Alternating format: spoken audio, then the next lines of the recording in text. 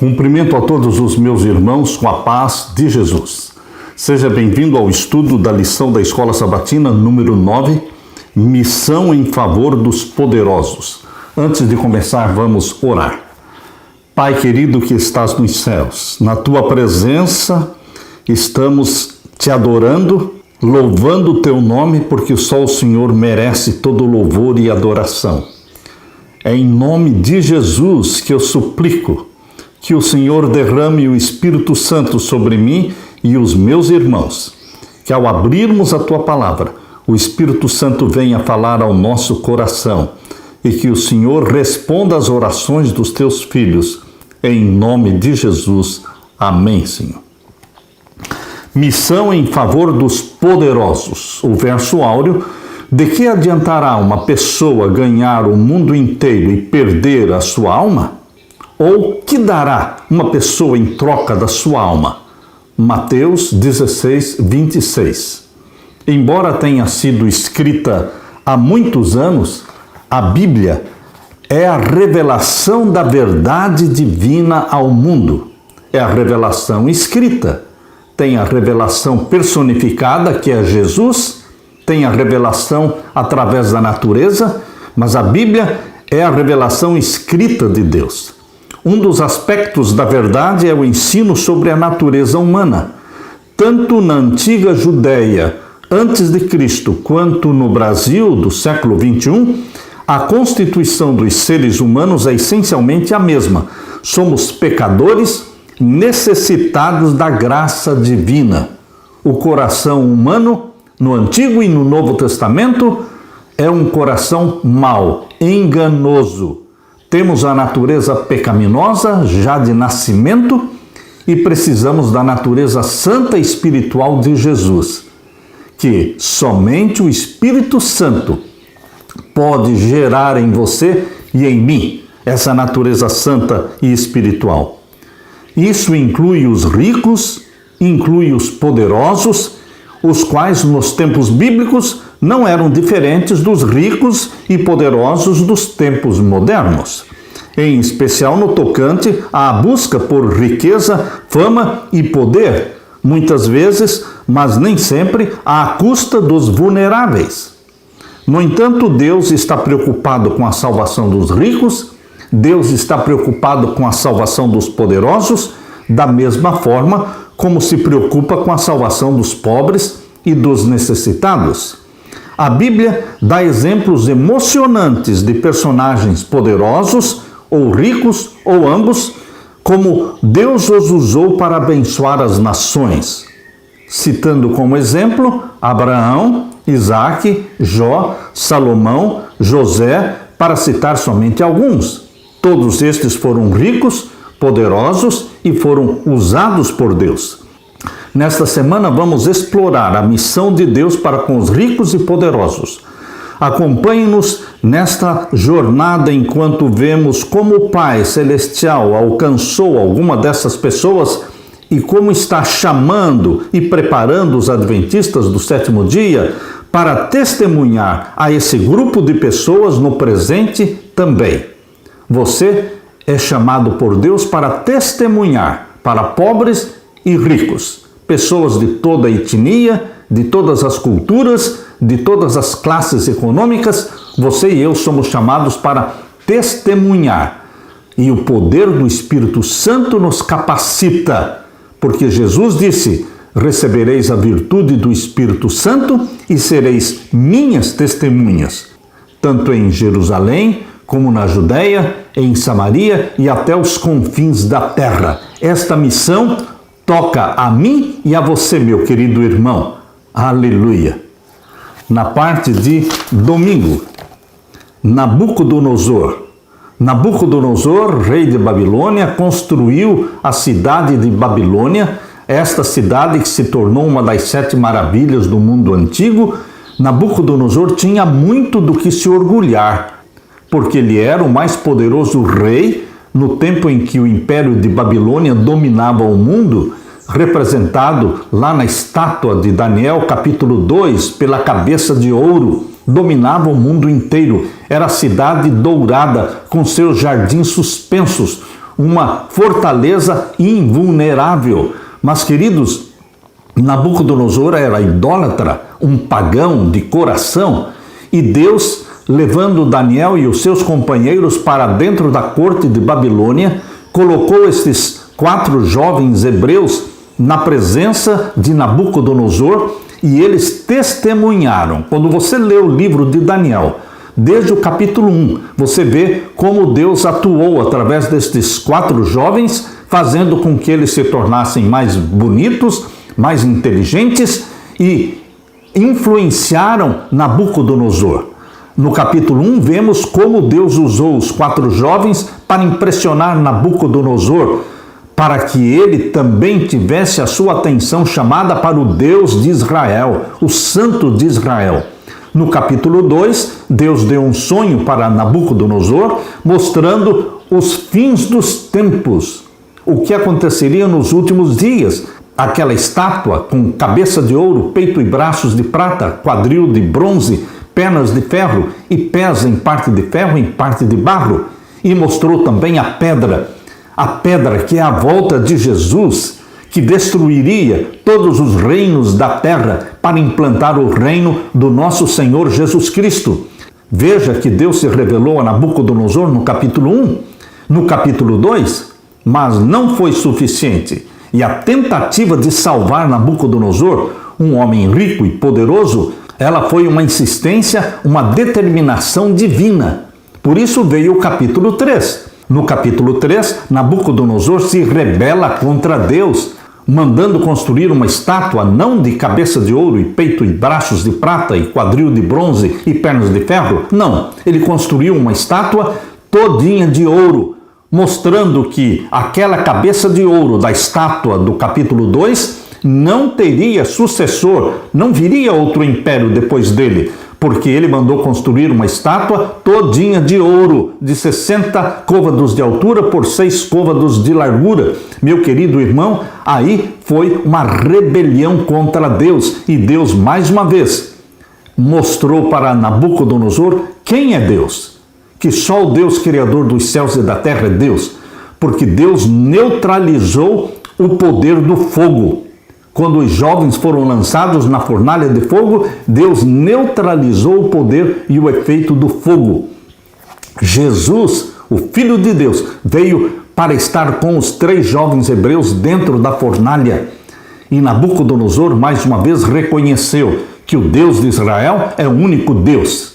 Mas não foi suficiente. Deus insistiu na salvação de Nabucodonosor. E então veio a experiência do capítulo 4 de Daniel. Na experiência do capítulo 4, Deus, na sua tentativa de salvar Nabucodonosor, decidiu colocar Nabucodonosor no spa divino, no spa de Deus. O spa que geralmente as pessoas frequentam hoje, nos dias modernos, é uma clínica onde as pessoas vão para emagrecer, para serem curados de doenças. E ali eles permanecem 3 semanas, geralmente o programa é de 3 semanas, 21 dias. Mas o spa de Deus, onde Nabucodonosor foi colocado, foi um spa de 7 anos. 7 anos, comendo grama, bebendo água.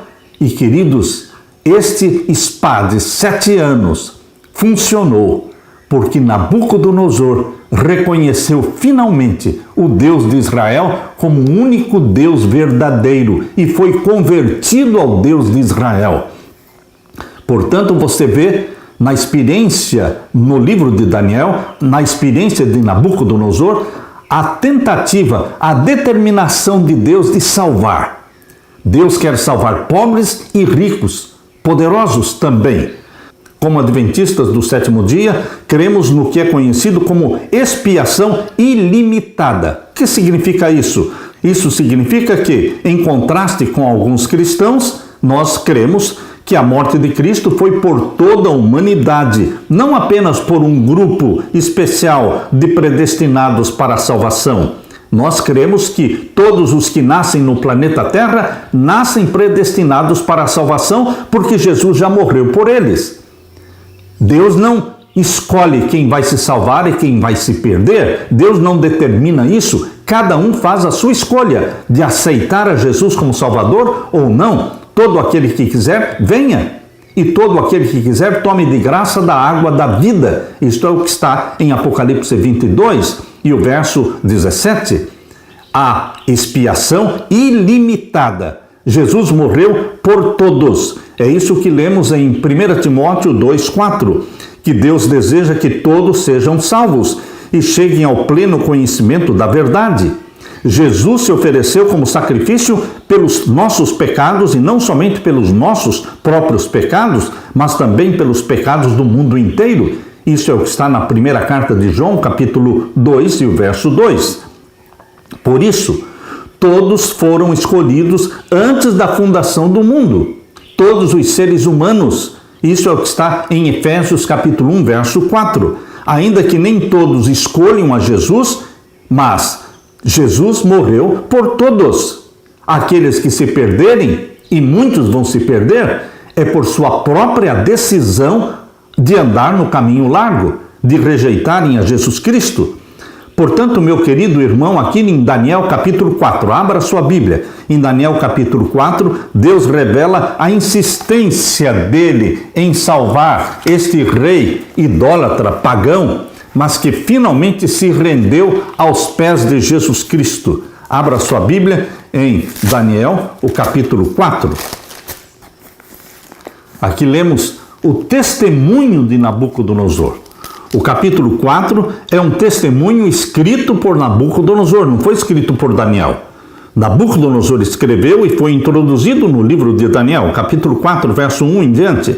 Nabucodonosor, rei, a todos os povos, nações e línguas que moram em toda a terra, paz vos seja multiplicada. Pareceu-me bem fazer conhecidos os sinais e maravilhas que Deus, o Altíssimo, tem feito para comigo. Quão grandes são os seus sinais e quão poderosas as suas maravilhas. O seu reino é um reino sempiterno e o seu domínio de geração em geração. Eu, Nabucodonosor, estava sossegado em minha casa e florescente no meu palácio, tive um sonho que me espantou e as imaginações na minha cama e as visões da minha cabeça me turbaram. Então, aqui está o testemunho de Nabucodonosor. Ele sonhou e no sonho ele viu uma grande árvore, uma árvore muito grande, e todos os animais do campo, todos se abrigavam debaixo das sombras desta grande árvore. Esta árvore representava Nabucodonosor, que dominava o mundo todo naquele tempo. Mas no sonho ele percebeu que aquela árvore foi cortada, foi derrubada, mas ficou o tronco, ficou a raiz. Ele ficou espantado com aquele sonho e então chamou os sábios, e os sábios não puderam interpretar o sonho. Aí chamou a Daniel, e Daniel então veio até Nabucodonosor para interpretar o sonho. E Daniel deu a interpretação, porque Deus deu o dom a Daniel de interpretar sonhos e visões. Esta é a interpretação, disse Daniel. Ó rei, este é o decreto do Altíssimo que virá sobre o rei, meu senhor. Você é a árvore. Você é a árvore. E o ato desta árvore ser cortada, você será tirado dentre os homens, e a tua morada será com os animais do campo, e te farão comer erva como os bois, e serás molhado do orvalho do céu, e passar-se-ão 7 tempos, ou seja, 7 anos, por cima de ti, até que conheças que o Altíssimo tem domínio sobre o reino dos homens e o dá a quem quer. E quanto ao que foi dito que deixassem o tronco com as suas raízes da árvore, o teu reino voltará para ti, depois que tiveres conhecido que o céu reina. Portanto, ó rei, aceita o meu conselho e desfaze os teus pecados pela justiça e as tuas iniquidades, usando de misericórdia com os pobres, se prolongar a tua tranquilidade. Todas estas coisas vieram sobre o rei Nabucodonosor. Esta interpretação foi dada, Nabucodonosor foi impressionado, mas logo ele se esqueceu do sonho. Logo aquela impressão feita na sua mente se desvaneceu. E ele então começou a se orgulhar da grande cidade que ele construiu. Veja o capítulo 4, verso 29. Ao cabo de 12 meses, depois de um ano, andando e passeando sobre o palácio real de Babilônia, falou o rei e disse: não é esta a grande Babilônia que eu edifiquei para a casa real, com a força do meu poder e para a glória da minha magnificência? Ainda estava a palavra na boca do rei, quando caiu uma voz do céu: a ti se diz, ó rei Nabucodonosor, passou de ti o reino, e serás tirado dentre os homens, e a tua morada será com os animais do campo, far-te-ão comer erva como os bois, e passar-se-ão 7 tempos, 7 anos, sobre ti, até que conheças que o Altíssimo tem domínio sobre os reinos dos homens e os dá a quem quer. Na mesma hora se cumpriu a palavra sobre Nabucodonosor e foi tirado dentre os homens e comia erva como os bois, e o seu corpo foi molhado do orvalho do céu, até que lhe cresceu pelo como as penas da águia e as suas unhas como as das aves. Mas ao fim daqueles dias, eu, Nabucodonosor, levantei os meus olhos ao céu e tornou-me a vir o meu entendimento, e eu bendisse o Altíssimo e louvei e glorifiquei ao que vive para sempre, cujo domínio é um domínio sempre eterno e cujo reino é de geração em geração. E todos os moradores da terra são reputados em nada, e segundo a sua vontade, ele opera com o exército do céu, e os moradores da terra, não há quem possa estorvar a sua mão e lhe diga: que fazes? No mesmo tempo me tornou a vir o meu entendimento, e para a dignidade do meu reino tornou-me a vir a minha majestade e o meu resplendor, e me buscaram os meus capitães e os meus grandes, e fui restabelecido no meu reino, e a minha glória foi aumentada. Agora, pois, eu, Nabucodonosor, louvo e exalço e glorifico ao Rei do céu, porque todas as suas obras são verdade, e os seus caminhos juízo, e pode humilhar aos que andam na soberba. Meu querido irmão, aqui está a conversão de Nabucodonosor. Deus conseguiu, depois de várias tentativas, Nabucodonosor se rendeu ao Deus de Israel, ao Santo de Israel. Foi convertido. Queridos, Deus quer salvar ricos e pobres. Deus corre atrás de você através da graça divina. A graça divina corre atrás de nós. Eu costumo dizer que é difícil se perder porque Deus insiste em nos salvar. Ele nos persegue com o seu amor. Ele fez isso com Nabucodonosor, mas ele faz isso também com milhões de pessoas. Ele quer salvar. Jesus morreu por todos, porque Deus amou o mundo de tal maneira que deu seu Filho para que todo aquele que nele crê, todo aquele, qualquer pessoa que em Cristo Jesus creia, não pereça, mas tenha vida eterna. João 3,16. Esta é a crença e esta é a salvação, é a graça divina que chegou até mim e até você. Aleluia! Na parte de segunda-feira, Naamã, um outro homem rico e poderoso, que se tornou leproso, e ele, como um leproso, não tinha cura, assim como muitas pessoas hoje ainda estão doentes por doenças incuráveis, humanamente incuráveis. Mas Deus é o mesmo que curou Naamã, esse mesmo Deus cura os doentes hoje. Naamã é um oficial do rei da Síria. E você pode ler esta história no segundo livro de Reis, no capítulo 5. O segundo livro de Reis, o capítulo 5, vamos ver a partir do verso 1 até o verso 19. Leia comigo. Aqui diz sobre Naamã: e Naamã, chefe do exército do rei da Síria, era um grande homem diante do seu senhor e de muito respeito, porque por ele o Senhor deu livramento aos sírios. E era este varão valoroso, porém leproso. E saíram tropas da Síria e da terra de Israel e levaram presa uma menina que ficou ao serviço da mulher de Naamã. E disse esta à sua senhora: oxalá que o meu senhor estivesse diante do profeta que está em Samaria, ele o restauraria da sua lepra. Então entrou Naamã e o notificou a seu senhor, dizendo: assim e assim falou a menina que é da terra de Israel. Meu querido irmão, você já conhece a história? Você pode ler a história no capítulo 5 do segundo livro de Reis. Naamã, juntamente com uma comitiva, soldados que o acompanharam, ele foi até Israel para conhecer o profeta Eliseu. Mas primeiramente ele foi ao rei de Israel, pensando que o rei de Israel providenciaria a sua cura. O rei de Israel ficou zangado, dizendo: eu não tenho poder para curar ninguém. E no verso 8, capítulo 5 do segundo livro de Reis, capítulo 5, verso 8, diz: sucedeu, porém, que ouvindo Eliseu, homem de Deus, que o rei de Israel rasgara os seus vestidos, mandou dizer ao rei: por que rasgaste o teu vestido? Deixa ouvir a mim, e saberá que há profeta em Israel. Veio, pois, Naamã com seus cavalos e com seu carro e parou à porta da casa de Eliseu. Então Eliseu lhe mandou um mensageiro, dizendo: vai e lava-te 7 vezes no Jordão, e a tua carne te tornará e ficarás purificado. Porém Naamã muito se indignou e se foi, dizendo: eis que eu dizia comigo, certamente ele sairá, por-se-á em pé, e invocará o nome do Senhor seu Deus, e passará sua mão sobre o lugar e restaurará o leproso. Não são porventura Abana e Farpar, rios de Damasco, melhores do que todas as águas de Israel? Não me poderia eu lavar neles e ficar purificado? E voltou-se e se foi com indignação. Então chegaram-se a ele os seus servos e lhe falaram e disseram: meu pai, se o profeta te disser alguma grande coisa, porventura não a farias?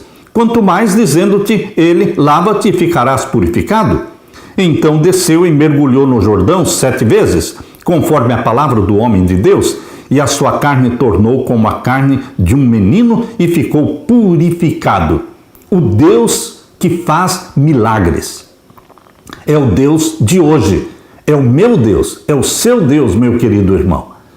Este homem poderoso, Naamã, foi alcançado pela graça divina, porque Deus usou como testemunha sua uma menina escrava que foi levada de Israel para a Síria, e ali ela testemunhou na casa de Naamã. Deus precisa de você para testemunhar.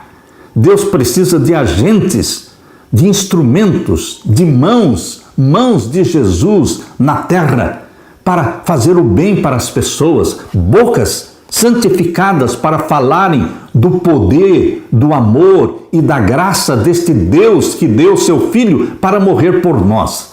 Você é chamado para ser testemunha de Jesus Cristo. E você pode testemunhar diante do seu patrão, do dono da empresa onde você trabalha.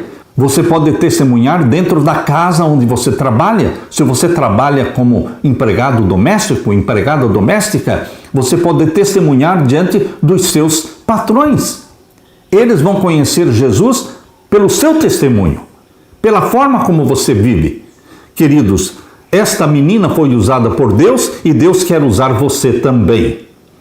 E aqui diz que Naamã foi purificado da sua lepra, banhando-se 7 vezes no rio Jordão. E ele se tornou um adorador do Deus de Israel. Queridos, Naamã foi alcançado pela graça divina. Deus quer alcançar a todos. Deus quer usar você e a mim como testemunhas suas. Naamã mostrou a sinceridade da sua fé. Embora tenha decidido servir apenas ao Deus do céu, Naamã percebeu que não seria fácil cumprir essa decisão. O rei da Síria ainda adorava um deus falso, Rimon, e em sua ocupação, Naamã serviria como acompanhante do rei. Embora Naamã não tivesse intenção de abandonar seus deveres para com o rei, ele não desejava se curvar em adoração ao deus falso, Rimon. Naamã não desejava fazer concessão à idolatria. Eliseu respondeu ao pedido de Naamã, dizendo: Naamã, vá em paz. Segundo Reis 5:19. Estas palavras não devem ser consideradas como uma aprovação ou desaprovação ao pedido de despedida de Naamã. Ele devia partir em paz, não em dúvida ou inquieta incerteza. Deus tinha sido bondoso com ele e ele devia encontrar felicidade e paz no conhecimento e adoração do Deus de Israel. Deus conduz os novos conversos passo a passo e sabe o momento adequado para pedir uma reforma em determinado assunto. Esse princípio deve sempre ser levado em conta pelos que trabalham para a salvação de outros. Queridos, Naamã, mesmo voltando para a Síria e continuando sendo um grande, poderoso capitão do exército sírio, queridos, ele continuou adorando o Deus de Israel. Ele se tornou uma testemunha de Jesus Cristo no poderoso reino da Síria. A graça divina alcançou Nabucodonosor, a graça divina alcançou Naamã. Hoje Deus tem poderosos e ricos espalhados pelo mundo. Não são muitos, mas Deus precisa de instrumentos divinos, homens e mulheres que sejam fiéis, testemunhas de Jesus Cristo e possam testemunhar diante destas pessoas que não poderão ser alcançadas de outra forma, senão pelo testemunho de alguém que entra em contato com elas, ou na empresa onde eles trabalham, ou na casa onde eles trabalham. De alguma forma, você poderá ser usado como testemunha de Jesus Cristo. Aleluia! Na parte de terça-feira, testemunhando aos eruditos. Aqui na parte de terça-feira, a história é de Nicodemos, um homem rico e poderoso também, que foi alcançado pela graça divina. Nicodemos era culto, a Bíblia o descreve como um dos principais dos judeus.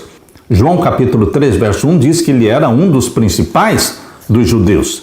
Jesus se referiu a ele como mestre de Israel. Em João capítulo 3 e o verso 10, Jesus diz: você sendo mestre em Israel não entende essas coisas? Nicodemos tinha uma boa compreensão da Bíblia e fome espiritual do Senhor. Da perspectiva humana, ele parecia um seguidor de Deus, pois guardava todos os mandamentos e era um líder respeitado. Ele era poderoso e ele era rico. Muitos consideram isso como sinal de que Deus o havia abençoado. No entanto, essas condições não passavam de aparências superficiais. Abra sua Bíblia e vamos ler então João capítulo 3 e o verso 1 em diante. Leia comigo. E havia entre os fariseus um homem chamado Nicodemos, príncipe dos judeus. Este foi ter de noite com Jesus e disse-lhe: Rabi, bem sabemos que és mestre vindo de Deus, porque ninguém pode fazer estes sinais que tu fazes se Deus não for com ele. Jesus respondeu e disse-lhe: na verdade, te digo que aquele que não nascer de novo não pode ver o reino de Deus. Disse-lhe Nicodemos: como pode um homem nascer sendo velho? Porventura pode tornar a entrar no ventre da sua mãe e nascer? Jesus respondeu: na verdade, te digo que aquele que não nascer da água e do Espírito não pode entrar no reino de Deus. Nascer da água significa o batismo, e nascer do Espírito, porque o Espírito Santo, quando você é batizado em Jesus Cristo, quando você se converte a Jesus Cristo, o Espírito Santo gera em você uma natureza que você não tinha, que é a natureza santa espiritual. Nós nascemos do ventre materno com a natureza carnal, pecaminosa, mas quando você aceita Jesus como Salvador e quando você é batizado nas águas, você está sendo gerado pelo Espírito Santo como filho de Deus. É gerado em você uma natureza que você não tinha antes, a natureza santa e espiritual de Jesus. Esse é o nascimento do Espírito. Nascer da água e do Espírito. Mas Deus continua derramando o Espírito Santo sobre aqueles que nasceram da água e do Espírito, até dar para eles o maior presente, que é o batismo do Espírito Santo. E aqui diz Jesus Cristo para Nicodemos, o verso 5, Jesus respondeu: na verdade, te digo que aquele que não nascer da água e do Espírito não pode entrar no reino de Deus. O que é nascido da carne é carne, e o que é nascido do Espírito é Espírito.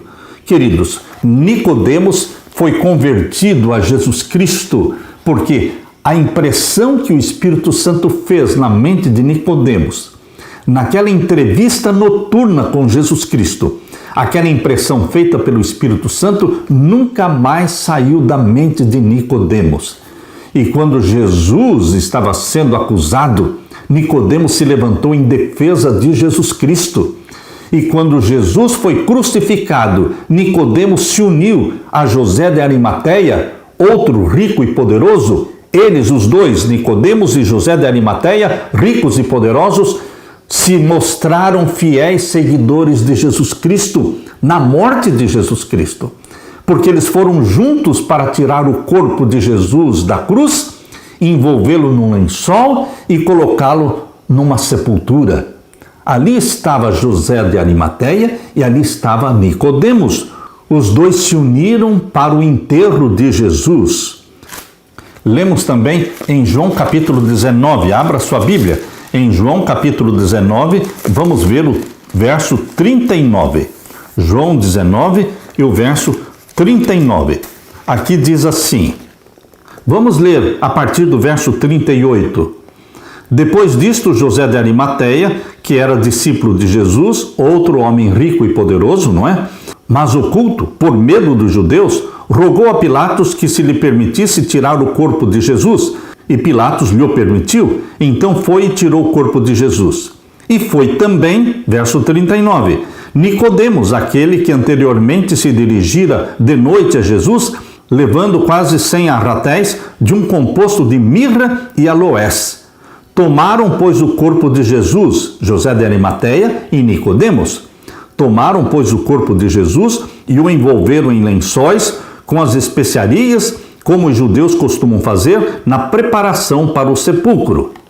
José de Arimateia e Nicodemos se revelaram publicamente como discípulos de Jesus, na morte de Jesus Cristo. Queridos, pessoas com conhecimento mais do que suficiente para serem salvas, mesmo conhecendo as 3 mensagens angélicas do Apocalipse, mesmo pregando as 3 mensagens angélicas do Apocalipse, muitos precisam ainda se converter. Não é porque você conhece a profecia que você é convertido. Não é porque você prega a profecia que você é convertido. Você e eu precisamos ter uma experiência pessoal com Jesus todos os dias.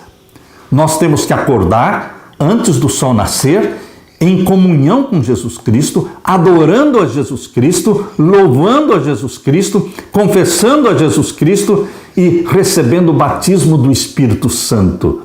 Meu querido irmão, Deus quer abençoar os ricos e os pobres. Existem Nicodemos e existem Josés de Arimateia.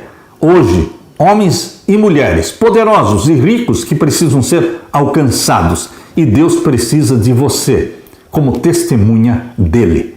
Aleluia! Na parte de quarta-feira, missão junto aos ricos. Em Mateus capítulo 19, abra sua Bíblia.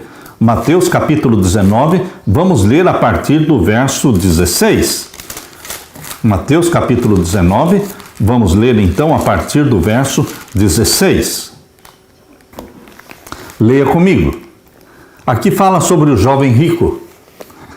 E eis que, aproximando-se dele, um jovem, um mancebo, disse-lhe: Bom mestre, que bem farei para conseguir a vida eterna?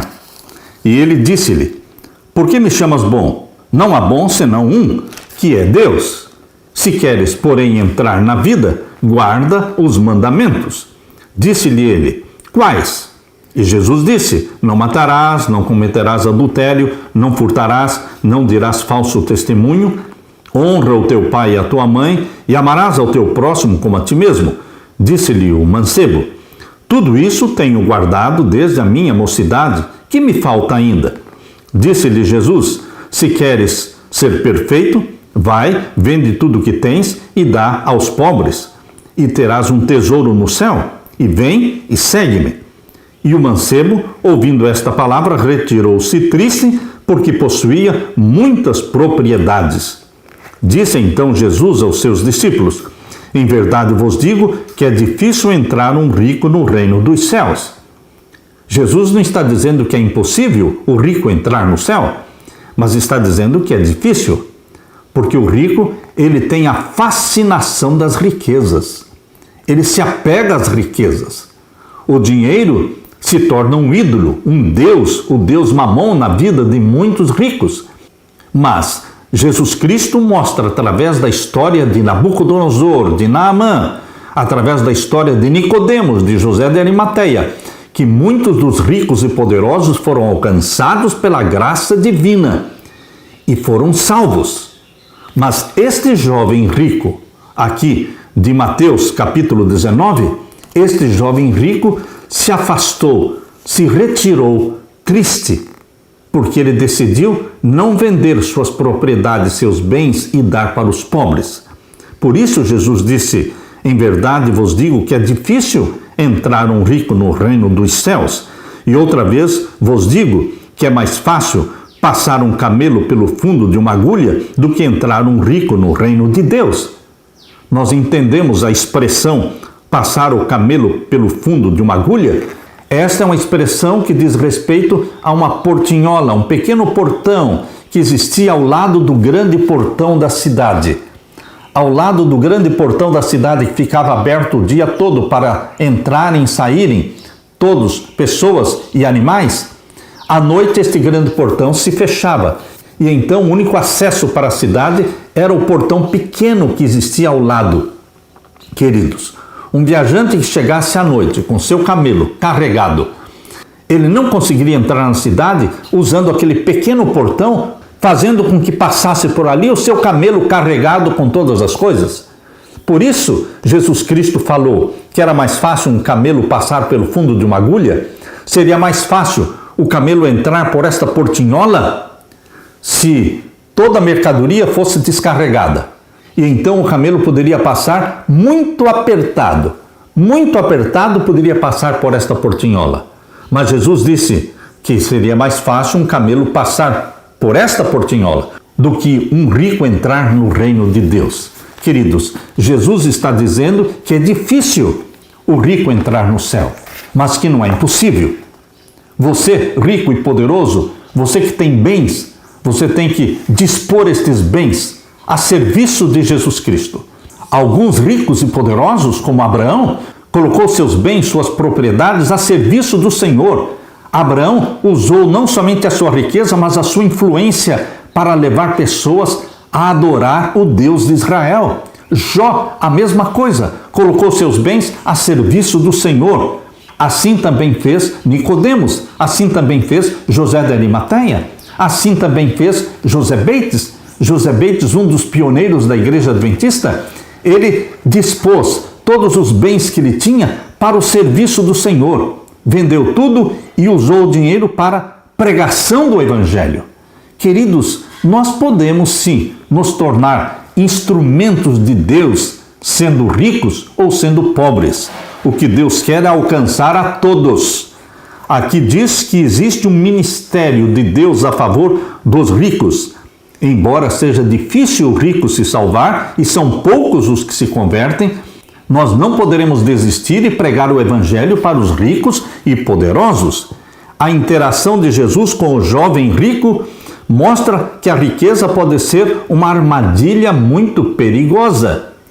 Pessoas ricas querem ser tratadas de forma diferente. Ricos e pobres têm o mesmo destino, a sepultura. Isso significa que os ricos necessitam tão desesperadamente da salvação quanto qualquer outra pessoa.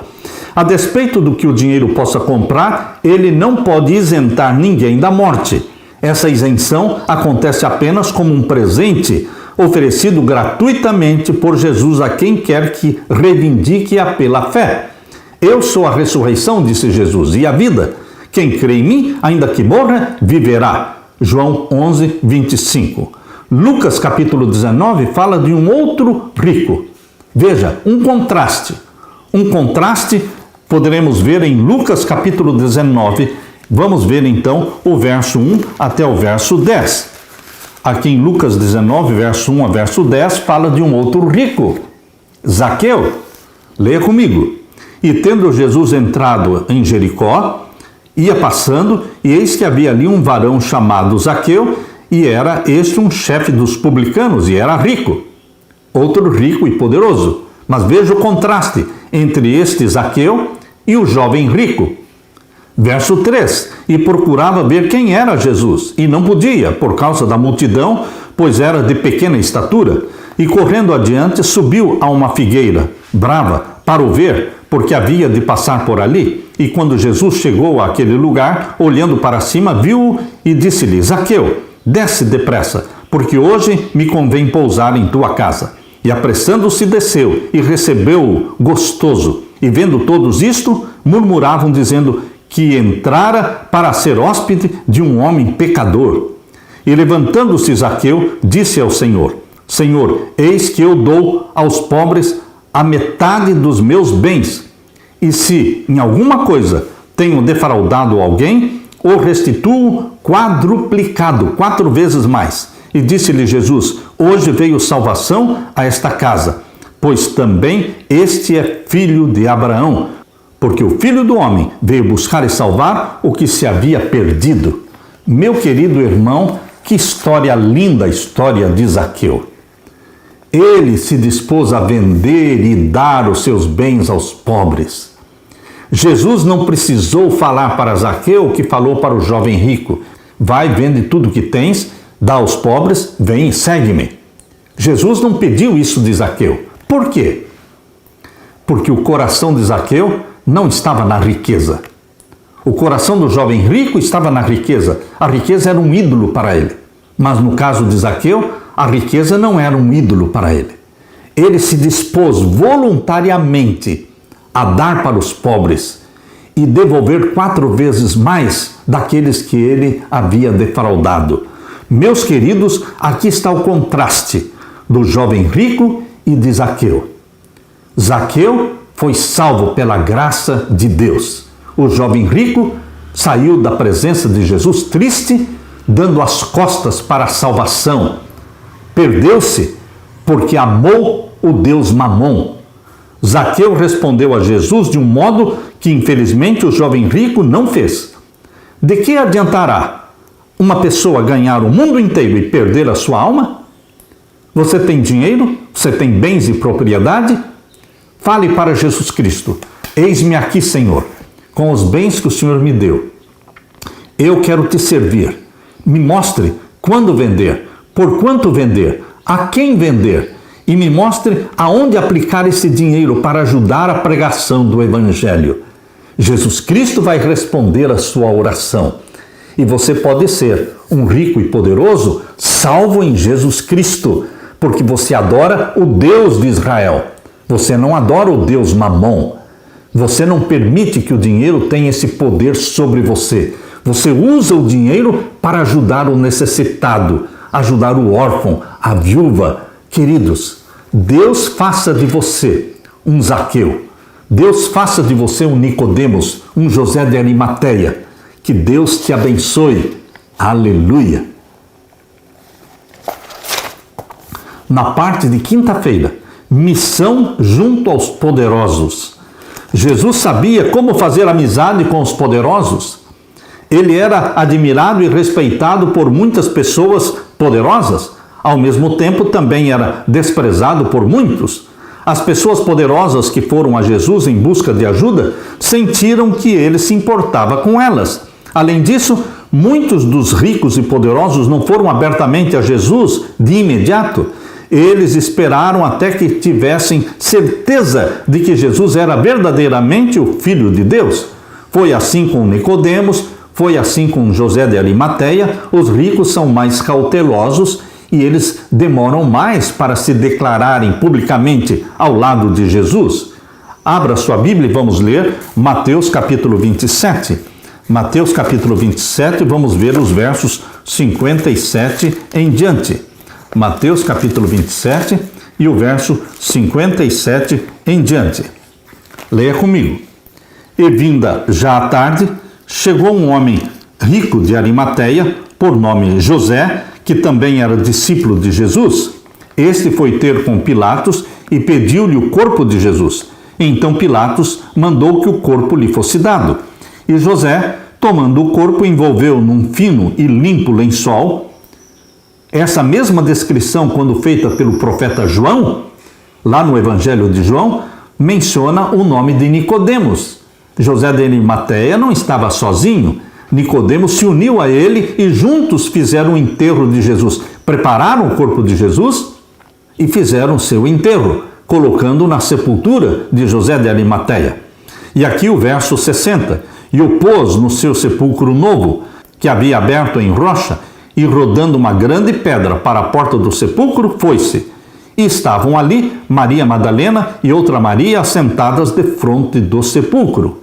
Então, estas mulheres também, elas participaram, elas estavam juntas, participando do sepultamento de Jesus Cristo. Queridos, até esse momento, não ouvimos nada de José de Arimateia.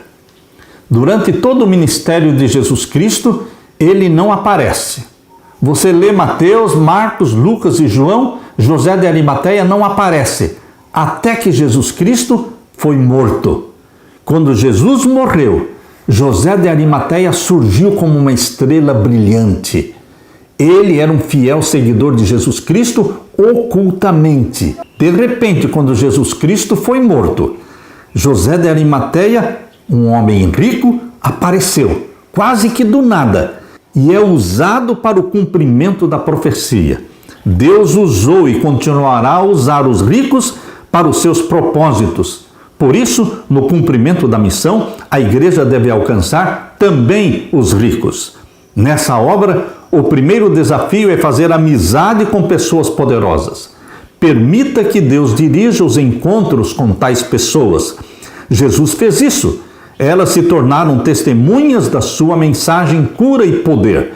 Elas foram convencidas nos bastidores de que ele, Jesus, era o Filho de Deus. Pessoas poderosas, elas procurarão se associar com o ministério genuíno por uma série de razões. Elas querem fazer parte de algo bom que está mudando a vida das pessoas. Elas sabem que o envolvimento com essa obra pode mudar também a vida delas. Essa é a maneira sutil pela qual ricos e poderosos podem obter a ajuda de que precisam sem divulgar publicamente suas necessidades. Uma outra etapa é começar um ministério genuíno com uma avenida pela qual ricos e poderosos participem dos serviços de Deus. Reserve algum tempo, meu querido irmão, minha querida irmã. Reserve algum tempo para investir na vida de pessoas ricas e poderosas na sua sociedade. Adicione à sua lista de oração diária algum incrédulo, algum rico e poderoso que precisa ser alcançado por Jesus.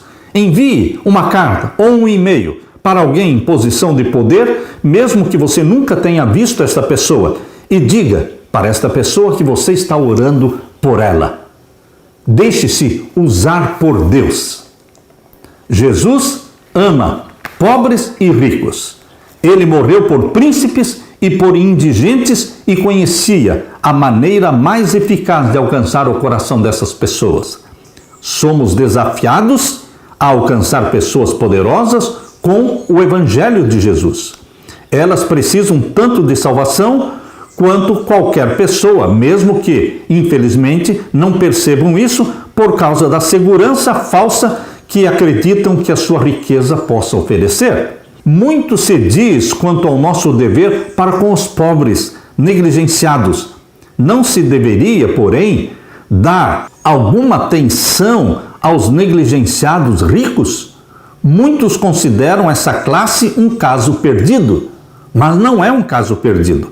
Milhares de ricos têm baixado ao túmulo inadvertidos, não convertidos. Mas, por mais indiferentes que pareçam, muitos entre eles são almas oprimidas e que precisam.